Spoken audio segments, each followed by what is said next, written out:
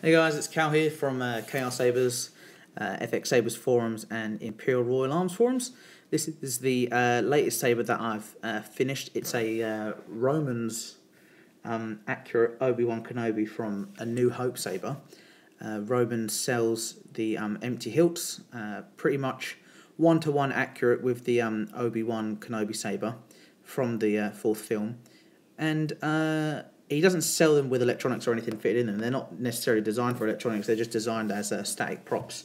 But I bought this from him back in March, and he sent it to me fairly quickly. Got it for a okay price. They are expensive hilts, most likely because all of these parts are like steel and machined aluminium, and they're bang on in terms of accuracy. So you've got the Rolls-Royce wind vane, the grenade, the gun booster, and the sync knob, the Graflex clamp, the bubble strip, and the transistors. They're pretty much bang on. So doing this saber, I had to think about sort of what I wanted to do, whether to do a CFLS, which a lot of people do with thin neck sabers, so you have an LED string blade, but I've always liked just the high power LED. So I started about few days after I got the saber on getting it prepared for the install. Basic machining started, so I machined out the bottom of the sync knob to hold on to this inner section here, and to not press against the electronics when it's in there, because the chassis sort of sits out a bit. Then bored out the booster to hold onto that chassis a bit more, cut down these screws slightly. This is actually the on-off switch, so it doesn't have a kill key to retain sort of accuracy. And then you've got the LED module that I machined here. Now the LED module is mounted on to a threaded rod. So when Roman sends the sabers, or the hilt, the empty hilt, they've got a threaded rod all the way from the sync knob to the very tip of the emitter, which is held under a cone knob. So I machined down the cone knob flat and cut off the threaded rod to about here. The threaded rod's just to hold the neck together, and then I threaded or tapped the LED module that I machined to grab onto that threaded rod. So that's all threaded on there. It's really nice and secure. The wind vane doesn't spin or anything like that. It's all secured in there, and now you have a really bright blade with a blue-white LED.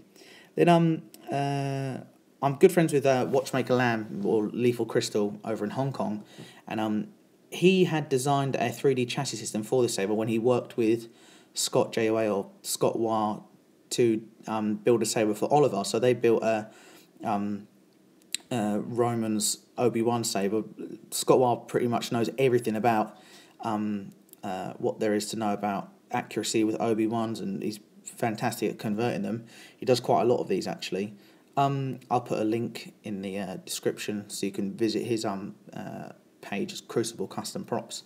And Lamb sent me the 3D designs, and even though this has a 3D chassis system, you'd think that would be quite easy to install. It's far from it. So in here is a 3D holder which holds the 18340 7.4 volt pack. I actually had stick packs made from a run of batteries that I ordered last time, so it's PCP protected, and it's JST connected, so it's really nice and secure and easily maintainable.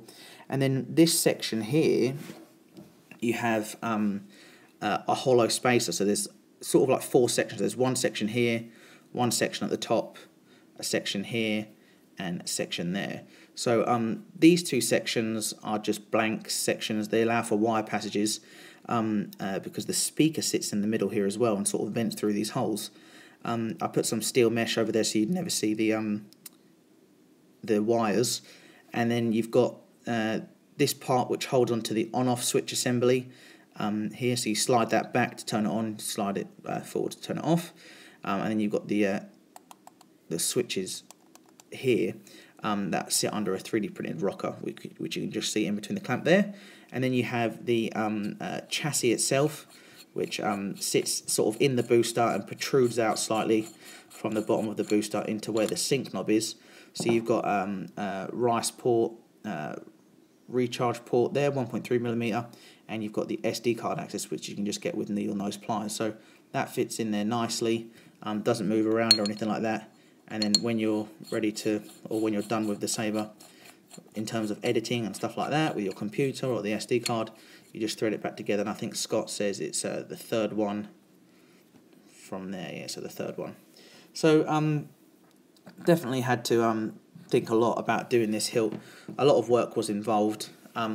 So what I'll do now is I'll stick a blade in. I still got to machine a blade plug for it, and blade sleeve to make it fit really nicely and slug. Not slug, sorry, snug. And that's about it after that, really. And I'll show the saber off now, and you guys can see what it's like with the blade in. So I've got the saber here, and I'll show you some of the sound fonts. Like I said, it's Crystal Focus 6. It's got 6 sound fonts on there, probably the best soundboard you'll see on the market. So you just get the saber, you slide this back to turn it on, and that's it on there. And now I'll just give you a quick blade demo. It's just overcast here in England today. You see how bright that flash is.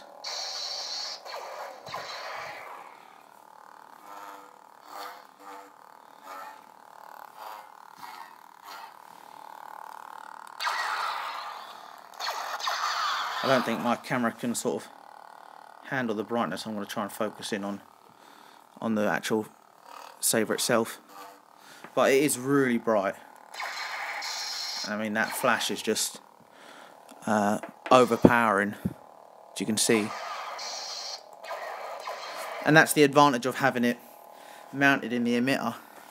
You've got the sound here as well. Nice sound.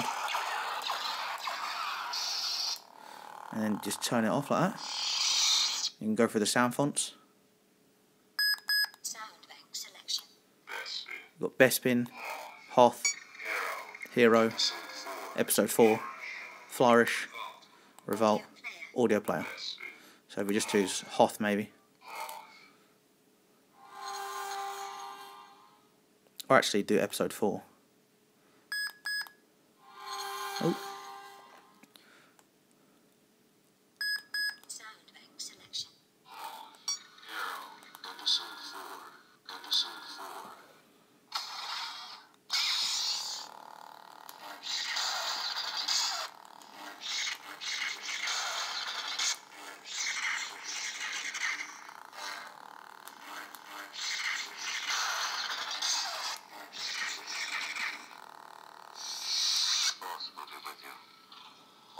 So that's the blade demo there, guys.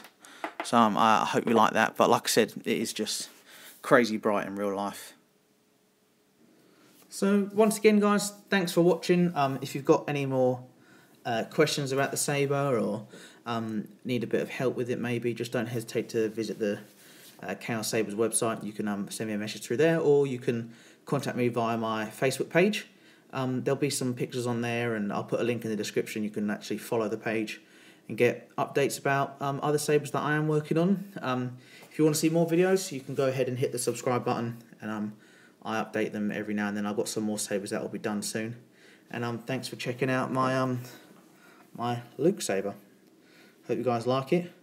If you do, just leave a comment, and yeah, let me know what you think. Thanks for watching. Cheers.